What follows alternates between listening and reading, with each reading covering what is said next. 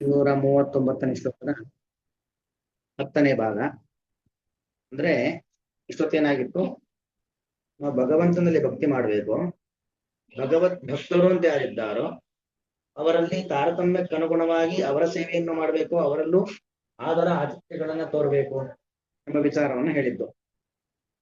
ದಯಾಂ ಮೈತ್ರೀಂ ಪ್ರಶ್ರಯಂ ಚ ಭೂತೇಶು ಅದ್ಧ ಯಥೋಚಿತಂ.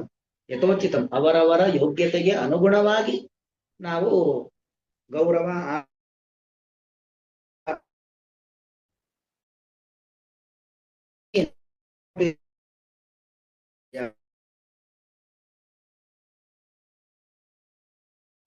ಮೋಸ ವಂಚನೆ ಇಲ್ಲದ ಭಕ್ತಿಯನ್ನ ಮಾಡಬೇಕು ಅಂತ. ಅಂದ್ರೇನು? ತಾರತಮ್ಯ ಕ್ರಮೋಪೇತಯ. ತಾರತಮ್ಯ ಅವರವರ ಅರ್ಹತೆಗೆ ಅನುಗುಣವಾಗಿ, ಸ್ಥಾನಮಾನಗಳಿಗೆ ಅನುಗುಣವಾಗಿ ಅವರನ್ನ ಗೌರವಿಸುವುದು, ಆಯಾಯ ದೇವತೆಗಳಲ್ಲಿ ಭಕ್ತಿ ಮಾಡುವುದು. ಇದೇ ಈ ರೀತಿಯಾದ ಭಕ್ತ ಭಕ್ತಿ, ಭಗವಂತನ ಭಕ್ತ ವರ್ಗ ಅಂತ ಏನಿದೆ, ದೇವತಾ ವರ್ಗ ಮತ್ತು ಕುಬೇರಿಯ ವರ್ಗ, ಅವರಲ್ಲಿ ಭಕ್ತಿಯನ್ನ ಮಾಡಬೇಕು. ಅದನ್ನೇ ಅಮಾಯವಾದ ಭಕ್ತಿ ಅಂದ್ರೆ ಕ್ರಮ ವ್ಯತ್ಯಾಸ ಮಾಡಿ ಭಕ್ತಿ ಮಾಡುವಂತೆ ಇಲ್ಲ. ನಾವು ಭಗವಂತನ ಭಕ್ತರಲ್ಲಿ ಮತ್ತು ಭಗವಂತನ ಪರಿವಾರವಾದ ದೇವತೆಗಳಲ್ಲಿ ನಾವು ಭಕ್ತಿಯನ್ನು ಮಾಡುವ ಸಂದರ್ಭದಲ್ಲೂ ಕೂಡ ಸರಿಯಾದ ಕ್ರಮದಲ್ಲಿ ಅವರ ಪೂಜೆ ಇತ್ಯಾದಿಗಳನ್ನ ಮಾಡಬೇಕು. ತದೇವ ಭಗವದ್ಭಕ್ತೋ ಇತ್ತಂಭಾವ. ಇದೇ ಭಗವದ್ಭಕ್ತಿ ಅಂದ್ರೆ ಭಗವಂತನ ಭಕ್ತ ವರ್ಗವನ್ನ ಯಾವ ರೀತಿಯಾಗಿ ಪೂಜಿಸಬೇಕು, ಹೀಗೆ ಅದಕ್ಕೊಂದು ಕ್ರಮ. ಅವರವರ ಅರ್ಹತೆ, ರಾಜ ಮಂತ್ರಿ, ಮಂತ್ರಿಗಿಂತ ಕೆಳಗಿನವರು, ಅವರಿಗಿಂತ ಕೆಳಗಿನವರು, ಅವ್ರಿಗಿಂತ ಕೆಳಗಿನವರಿಗೆ ಯಾವ ರೀತಿಯಾಗಿ ನಾವು ಅವರವರ ಯೋಗ್ಯತೆಗೆ ಅನುಗುಣವಾಗಿ ನಾವು ಸತ್ಕಾರಗಳನ್ನು ಮಾಡ್ತೀವೋ ಹಾಗೇನೆ. ತತ್ರ ವಿಶೇಷಣಾಭಾವೇವ ವಿಶೇಷ್ಯಾಭಾವೇವ ಸಮಾಯತ್ವಮೇವ ಇತಿ ಸಿದ್ಧ ಅಮಾಯಯ ಏವ ಅನುವೃತ್ಯ. ಅಂದ್ರೆ ಅಲ್ಲಿ ವಿಶೇಷಣಾಭಾವೇವ ಅಥವಾ ವಿಶೇಷ್ಯಾಭಾವೇವ ಅಂದ್ರೇನು? ನಾವು ಭಗವಂತನ ಭಕ್ತರಲ್ಲಿ ಭಕ್ತಿ ಮಾಡದೆ ಹೋದ್ರೂ ಅದು ಸಮಾಯ. ಸಮಾಯ ಅಂದ್ರೇನು? ಕಪಟ ಸಹಿತವಾದದ್ದು ಅಂತ ಆಗತ್ತೆ. ಮಾಯ ಶಬ್ದ ಭಕ್ತರಲ್ಲಿ ಭಕ್ತಿ ಮಾಡ್ತಾ ಇದ್ದೇವೆ, ತಾರತಮ್ಯ ಇಲ್ಲ, ಹೇಗೆ ಬೇಕೋ ಹಾಗೆ ಯೋಗ್ಯತೆಗೆ ಅನುಗುಣವಾಗಿ ಸತ್ಕಾರ ಭಕ್ತಿಗಳನ್ನ ಮಾಡ್ತಾ ಇಲ್ಲ. ನಮಗೆ ಹೇಗೆ ಅನ್ಸುತ್ತಾ ಖುಷಿ ಬಂದಂಗೆ ಮಾಡ್ತಾ ಇದ್ದೇವೆ ಅಂದ್ರೆ ಅದು ಕೂಡ ಉಪಯೋಗವಿಲ್ಲದ್ದು ಅಂತ. ವಿಶೇಷಣಾಭಾವೇವ ವಿಶೇಷ್ಯಾಭಾವೇವ ಸಮಾಯತ್ವಮೇವ. ಸಮಾಯತ್ವಂ ಅಂದ್ರೆ ಅದು ವಂಚನೆ, ಕಪಟ ಇದರಿಂದ ಕೂಡಿದ್ದು ಅಂತ ಕರೆಸ್ಕೊಳ್ಳುತ್ತೆ. ಕಪಟವಿಲ್ಲದ ಭಕ್ತಿ ಅದು ಭಗವಂತನಿಗೆ. ಧರ್ಮ ಪ್ರೋಜ್ಜಿತ ಕೈತವೋತ್ರ ಪರಮೋ ನಿರ್ಮತ್ತರಾಣಾಂಶತ ಅಂತ. ಪ್ರೋಜ್ಜಿತ ಕೈತವ, ಕಪಟಾದಿಗಳು ರಹಿತವಾಗಿರುವಂತ ಭಕ್ತಿಯನ್ನೇ ಭಗವಂತ ಸ್ವೀಕಾರ ಮಾಡುವಂಥದ್ದು. ಹಾಗಾಗಿ ಭಗವಂತನ ಹರಿಹಿ ತುಷ್ಯೇತು, ಭಗವಂತನ ಪ್ರೀತಿಗೆ ಕಾರಣವಾದದ್ದು ಯಾವುದು ಅಂದ್ರೆ ಮಾಯಾರಹಿತವಾದ, ಕಪಟರಹಿತವಾದಂತ ಭಕ್ತಿಯನ್ನು ಮಾಡಬೇಕು ಅಂತ ಅಭಿಪ್ರಾಯ. ತತಃ ಅನುಷ್ಠಿತ ಭಾಗವತ ಧರ್ಮ ಸಮೂಹಶ್ಚ ವಿಶಿಷ್ಟ ಭಕ್ತಿ ಜನಕತೆಯ ಸಾರ್ಥಕೋಪಿ ಭವೇತ್ ಇತಿ ನ ಆಭಾಣಕ ವಿಷಯತಾ ಅಪಿ ಇತಿ ಯೋಜನಾ ಸೂಚಯತಿ.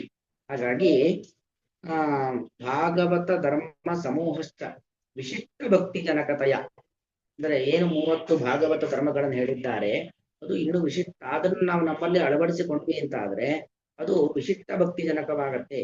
ಅಂದ್ರೆ ಹಾಗೆ ದೇವರಲ್ಲೂ ಭಕ್ತಿ, ದೇವರ ಪರಿವಾರದಲ್ಲೂ ಭಕ್ತಿ, ಅದು ತಾರತಮ್ಯಕ್ಕೆ ಅನುಗುಣವಾದ ಭಕ್ತಿಯನ್ನು ಮಾಡುವಂತ ಒಂದು ಗುಣವನ್ನು ನಮಗೆ ತಂದುಕೊಡತ್ತೆ. ಹೊರತು ಆಭಾಣಕ ಅಂದ್ರೇನು? ಇರೋಳೊಬ್ಬಳು ಮಗಳು, ಅವಳು ಕೂಡ ಕುಲಗೆಟ್ಟವಳು, ಆ ರೀತಿಯಾಗಿ ಆಗೋದಿಲ್ಲ. ಅಂದ್ರೆ ನಾವು ಮಾಡ್ತಾ ಇದ್ದು ದೇವರಲ್ಲಿ ಮಾತ್ರ ಭಕ್ತಿ, ಅದು ಸರಿಯಾಗಿಲ್ಲ ಅಂತ ಆಗೋದಿಲ್ಲ. ಆ ಭಾಗವತ ಧರ್ಮಾನುಷ್ಠಾನದ ಜೊತೆಗೆ ಭಗವಂತ ಮತ್ತು ಭಗವಂತನ ಪರಿವಾರದಲ್ಲಿ ಭಕ್ತಿಯನ್ನು ಮಾಡಿದಾಗ ಮಾತ್ರ ಆಭಾಣಕ ವಿಷಯತ ಆಗೋದಿಲ್ಲ, ಆಗೋದಿಲ್ಲ. ಅಂದ್ರೆ ಏನು? ನಾವು ಸರಿಯಾದ ಕ್ರಮದಲ್ಲಿ ಭಕ್ತಿಯನ್ನು ಮಾಡ್ದಂಗಾಗತ್ತೆ. ಇತಿ ಯೋಜನಾ ಸೂಚಯತಿ. ಈ ಅಭಿಪ್ರಾಯವನ್ನ ಶ್ಲೋಕ ಒಳಗೊಂಡಿದೆ ಅಂತ ಹೇಳ್ತಾ ಇದ್ದಾರೆ. ಭಗವದ್ಭಕ್ತೇ ಅಮಾಯತ್ವ ರೂಪ ಇತಿ ಕರ್ತವ್ಯತಾ ಭಾವೆ ಭಗವತ್ ಪ್ರಸಾದ ಏವ ವಿಶಿಷ್ಟ ನ ಭವತಿ ಇತಿ ವಿಶಿಷ್ಟ ಫಲಾಭಾವಾದಿ ಪ್ರಾಪ್ಯ ತದರ್ಥಮಪಿ ಕರ್ತವ್ಯತಾ ಅನುಸರಣೀಯ ಇತ್ಯಭಿಹಿತೆ ಶಂಕಾ ಉದೇತಿ. ಅಂದ್ರೆ ಭಗವದ್ಭಕ್ತೇ ಅಮಾಯತ್ವ ರೂಪ ಇತಿ ಕರ್ತವ್ಯತಾ ಭಾವೆ. ನೋಡಿ, ಒಂದು ಭಗವಂತನಲ್ಲಿ ಭಕ್ತಿ ಮಾಡಬೇಕು. ಆ ಭಕ್ತಿ ಹೇಗಾಗಿರ್ಬೇಕು? ಕಪಟರಹಿತವಾಗಿರ್ತಕ್ಕಂಥ ಭಕ್ತಿ ಆಗಬೇಕು. ಅದೇ ಭಗವತ್ ಪ್ರಸಾದಕ್ಕೆ ಕಾರಣ. ಭಗವತ್ ಪ್ರಸಾದ ಏವ ವಿಶಿಷ್ಟ ನ ಭವತಿ. ಒಂದು ವೇಳೆ ಮಾಯಾ ಇತ್ತು ಅಂತಾದ್ರೆ, ಕಪಟಾದಿಗಳು ಇತ್ತು ಅಂತಾದ್ರೆ ವಿಶಿಷ್ಟವಾದ ಭಗವಂತನ ಪ್ರಸಾದ ಆಗೋದಿಲ್ಲ.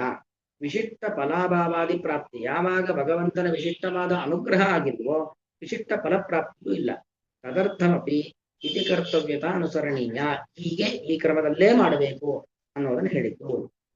ಹೀಗೆ ಹೇಳಿದಾಗ ಒಂದು ಪ್ರಶ್ನೆ ಹುಟ್ಟುತ್ತೆ, ಶಂಕಾ ಉದೇತಿ. ಯಥಾ ಕೃತಾಪಿ ಭಗವದ್ಭಕ್ತಿ ಇತಿ ಕರ್ತವ್ಯತ ವಿರಹೇಣ ವಿಶಿಷ್ಟ ಫಲದಾಯಕ ನಭವತಿ. ನಾವು ದೇವರಲ್ಲಿ ಭಕ್ತಿ ಮಾಡಿದೆವು, ಆದರೆ ಭಕ್ತಿಯನ್ನ ಕ್ರಮವಾಗಿ ಭಕ್ತಿ ಮಾಡಿಲ್ಲ, ಹೇಗೋ ಒಂದು ಭಕ್ತಿ ಮಾಡಿದ್ದೀವಿ. ಅಂತೂ ಆ ಕ್ರಮ ಬಿಟ್ಟು ಭಕ್ತಿ ಮಾಡಿದ್ರಿಂದಾಗಿ ವಿಶಿಷ್ಟ ಫಲದಾಯಕ ನಭವತಿ. ಹಿಂದೆ ಹೇಳಿದ್ದಲ್ವಾ, ದೇವರಲ್ಲಿ ಭಕ್ತಿ ಮಾಡೋದನ್ನ ಕ್ರಮಾನುಸಾರಿಯಾಗಿ ಸಕ್ರಮದಲ್ಲಿ ಭಕ್ತಿಯನ್ನ ಮಾಡಿಲ್ಲ, ಕ್ರಮ ವ್ಯತ್ಯಾಸವನ್ನ ಮಾಡ್ಕೊಂಡು ಭಕ್ತಿ ಮಾಡಿದ್ವಿ ಅಂತಾದ್ರೆ ವಿಶಿಷ್ಟ ಫಲವನ್ನು ಕೊಡೋದಿಲ್ಲ. ಹಾಗೆಯೇ ಇಲ್ಲೂ ಮತ್ ಪ್ರಶ್ನೆ ಏನಾಯ್ತು, ಭಗವಂತನಲ್ಲಿ ಭಕ್ತಿ ಮಾಡಬೇಕು, ಅದರ ಜೊತೆಗೆ ಭಾಗವತರ ಭಕ್ತಿಯೂ ಮಾಡಬೇಕು. ಭಾಗವತರು ಅಂದ್ರೆ ಭಗವಂತನ ಪರಿವಾರವಾದ ದೇವತೆಗಳು ಮತ್ತು ಭಗವಂತನ ಭಕ್ತ ವರ್ಗದಲ್ಲಿರ್ತಕ್ಕಂಥ ಗುರು ಹಿರಿಯರು, ಅವರಲ್ಲಿ ಭಕ್ತಿ ಮಾಡಬೇಕು ಅಂತ ಆಯ್ತು. ಅದಕ್ಕೂ ಒಂದು ಇತಿ ಕರ್ತವ್ಯತ ಬೇಕಲ್ವಾ. ಇತಿ ಕರ್ತವ್ಯತ ಅಂದ್ರೆ ಟರ್ಮ್ಸ್ ಅಂಡ್ ಕಂಡೀಷನ್ಸ್ ಅಂತೀವಲ್ಲ, ಹಾಗೆ ರೂಲ್ಸ್ ಅಂಡ್ ರೆಗ್ಯುಲೇಷನ್ಸ್. ಹೀಗೆ ಮಾಡಬೇಕು, ಹೀಗೆ ಫಸ್ಟ್ ಸ್ಟೆಪ್ ಇದಾಗಬೇಕು, ಸೆಕೆಂಡ್ ಸ್ಟೆಪ್ ಇದಾಗಬೇಕು, ಒನ್ ಬೈ ಒನ್ ಆ ಪ್ರೋಸೆಸ್ಗಳು, ಹಂತಗಳು ಹೇಗಿರ್ಬೇಕು ಅನ್ನೋದಕ್ಕೂ ನಮ್ಮ ಮಾರ್ಗದರ್ಶನ ಬೇಕಲ್ಲ, ಆ ದಿಕ್ಸೂಚಿ ಬೇಕಲ್ಲ. ಮಾರ್ಗದರ್ಶನ ದಿಕ್ಸೂಚಿಗಳು ಇಲ್ಲದೆ ಹೋದ್ರೆ, ಕಂಟ್ರೋಲರ್ ಅಥವಾ ಕಂಟ್ರೋಲಿಂಗ್ ರೂಲ್ಸ್ ಅಂಡ್ ರೆಗ್ಯುಲೇಷನ್ಸ್ ಇಲ್ಲದೆ ಹೋದ್ರೆ ಏನಾಗತ್ತೆ, ಮತ್ತದು ಕೂಡ ವ್ಯರ್ಥ ಅಂತ ಆಗತ್ತಲ್ವಾ. ಭಾಗವತ ಭಕ್ತಿರಪಿ ಇತಿ ಕರ್ತವ್ಯತಾಭಾವೆ ತಾದೃಶೇವ ಭವೆ. ತಾದೃಶಿ ಅಂದ್ರೆ ಹೇಗೆ ಭಗವಂತನ ಭಕ್ತಿ ಇತಿ ಕರ್ತವ್ಯತ ಇಲ್ಲದೆ, ಅಂದ್ರೆ ನಮಗೆ ಕ್ರಮ ಗೊತ್ತಿಲ್ಲದೆ ಮಾಡಿದ ಭಾಗವತ ಭಕ್ತಿ ಭಗವಂತನ ಭಕ್ತಿ ಬೇಕು ವ್ಯರ್ಥವೋ, ಹಾಗೆ ಕ್ರಮ ಗೊತ್ತಿಲ್ಲದೆ ಮಾಡತಕ್ಕಂತಹ ಭಾಗವತ ಭಕ್ತಿ ಕೂಡ ವ್ಯರ್ಥ ಆಗತ್ತಲ್ವಾ ಅಂತ ಪ್ರಶ್ನೆ ಬರುತ್ತೆ.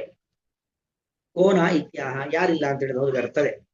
ಸರಿಯಾದ ಕ್ರಮದಲ್ಲಿ ಭಗವಂತನ ಭಕ್ತಿ ಮಾಡದೆ ವ್ಯರ್ಥ, ಸರಿಯಾದ ಕ್ರಮದಲ್ಲಿ ಭಾಗವತ ಭಕ್ತಿ ಮಾಡದೆ ಹೋದ್ರು ಕೂಡ ವ್ಯರ್ಥವೇ. ಯಾರಿಲ್ಲ ಅಂತ ಹೇಳಿದ್ದು, ಹೌದು ಅದು ವ್ಯರ್ಥ ಇದ್ದೇ ಇದೆ, ಪೂರ್ಣ ಫಲ ಸಿಗೋದಿಲ್ಲ ಅನ್ನೋದು ಇದ್ದೇ ಇದೆ. ಸರಿ, ತತ್ರಾಪಿ ಇತಿ ಕರ್ತವ್ಯತ ಅಭಿಧಾನೀಯ. ಹಾಗಾದ್ರೆ ಅಲ್ಲೂ ಕೂಡ ಅಂದ್ರೇನು, ಭಾಗವತ ಭಕ್ತಿಯಲ್ಲೂ ಕೂಡ ಅಂದ್ರೆ ಭಕ್ತ ಭಕ್ತಿ, ಭಗವಂತನ ಭಕ್ತವರ್ಗ ಅಂತ ಯಾರಿದ್ದಾರೆ ದೇವತೆಗಳು ಗುರು ಹಿರಿಯರೆಲ್ಲರೂ, ಅವರಲ್ಲೂ ಕೂಡ ಯಾವ ತರ ಆಧಾರ ಸತ್ಕಾರಗಳನ್ನ ಮಾಡಬೇಕು, ಹೇಗೆ ಪೂಜೆ ನಮಸ್ಕಾರ ಮಾಡಬೇಕು ಅನ್ನಿಕೊಂಡು ನಿಯಮಾವಳಿಗಳು ಬೇಕಲ್ವಾ. ಹೌದು ಹೇಳಬೇಕು. ಅವಿಹಿತ ಏವ ಹೇಳಿದ್ದೀವಿ. ಸಮಾನ ನ್ಯಾಯತ್ವ, ಅಲ್ಲೂ ಕೂಡ ಹೀಗೆ ಸಮಾನ ನ್ಯಾಯ ಅಂದ್ರೆ ಅವರವರ ಯೋಗ್ಯತೆಗೆ ಅನುಗುಣವಾಗಿ, ತಾರತಮ್ಯಕ್ಕೆ ಅನುಗುಣವಾಗಿ ಮತ್ತು ನಿಷ್ಕಪಟ ವಂಚನೆ ರಹಿತವಾಗಿ ಹೇಗೆ ನಿರ್ಮಲ ಮನಸ್ಸಿನಿಂದ ಭಗವಂತನ ಭಕ್ತಿ ಮಾಡಬೇಕು, ಹಾಗೆ ನಿರ್ಮಲ ಮನಸ್ಸಿನಿಂದ ಭಗವಂತನ ಪರಿವಾರವಾದ ದೇವತೆಗಳು ಮತ್ತು ಗುರು ಹಿರಿಯರ ಭಕ್ತಿಯನ್ನು ಕೂಡ ಮಾಡಬೇಕು. ಯದಾ ಖಲು ಇತರೇಣ ಈಶದಪಿ ಪ್ರಯೋಜನಂ ಯಸ್ಯ ನಾಸ್ತಿ ತಾದೃಶೋಪಿ ಇತರ ಭಕ್ತಿ ಅಪೇಕ್ಷಾ ಏವ ಭಕ್ತಿಭ್ಯ ಪುರುಷಾರ್ಥಂ ವಿಶಿಷ್ಟಂ ಪ್ರಯಚ್ಛತಿ. ಅಂದ್ರೆ ಯದಾ ಖಲು ಇತರೇಣ ಈಶದಪಿ ಪ್ರಯೋಜನಂ ಯಸ್ಯ ನಾಸ್ತಿ. ಪ್ರಸ್ತುತ ಭಗವಂತನಿಗೆ ಯಾರಿಂದಲೂ ಏನೂ ಪ್ರಯೋಜನ ಇಲ್ಲ ಅಲ್ವಾ. ನಮಗೆ ದೇವರಿಂದ ಫಲ ಸಿಗಬೇಕು ಹೊರತು ದೇವರಿಗೆ ನಮ್ಮಿಂದ ಏನು ಕೂಡ ಆಗ್ಬೇಕಿಲ್ಲ. ಯಾವ ಭಗವಂತನಿಗೆ ಎಸ್ ಅಂದ್ರೆ ಯಾವ ಭಗವಂತನೇ ಈ ಇತರೇಣ ಈಶದಪಿ ಸ್ವಲ್ಪವೂ ಕೂಡ ಪ್ರಯೋಜನ ಇಲ್ವೇ ಇಲ್ಲ. ತಾದೃಶೋಪಿ ಅಂತಹ ಭಗವಂತ ಮತ್ತೊಬ್ಬರಿಂದ ಉಪಕಾರದ ಅಗತ್ಯವಿಲ್ಲದೆ ಹೋದರೂ ಕೂಡ ಇತರ ಭಕ್ತಿ ಅಪೇಕ್ಷಾ ಏವ ಅವರ ನಮ್ಮೆಲ್ಲರ ಭಕ್ತಿಯನ್ನು ನೋಡಿ ಭಕ್ತೇಭ್ಯ ಪುರುಷಾರ್ಥಂ ವಿಶಿಷ್ಟಂ ಪ್ರಯತ್ನತಿ.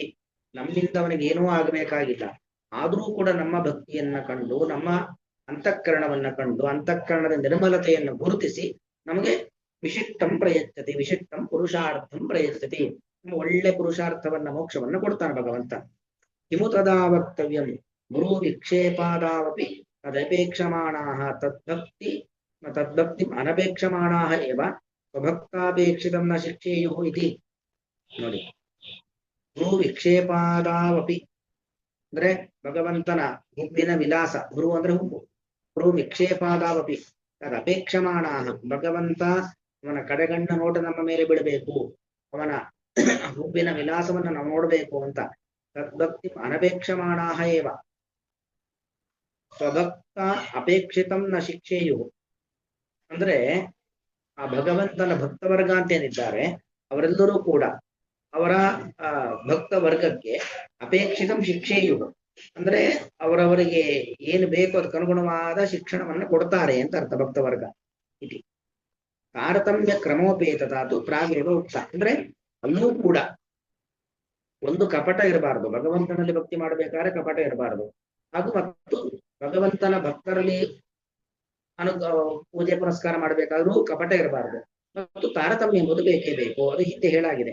ತತಶ್ಚ ನಿರವಧಿಕ ಭಗವದ್ಭಕ್ತಿ ಸಹಿತತ್ವೇ ಸತಿ ತಾರತಮ್ಯ ಕ್ರಮೋಪೇತ ಭಕ್ತ ಭಕ್ತಿ ಸಹಿತತ್ವ ಅಮಾಯತ್ವಂ. ಅಂದ್ರೆ ಅಮಾಯವಾದ ಭಕ್ತಿಯನ್ನ ಮಾಡಬೇಕು, ಕಪಟರಹಿತವಾದ ಭಕ್ತಿಯನ್ನ ಮಾಡಬೇಕು. ಅಂದ್ರೆ ಅರ್ಥ ಏನು?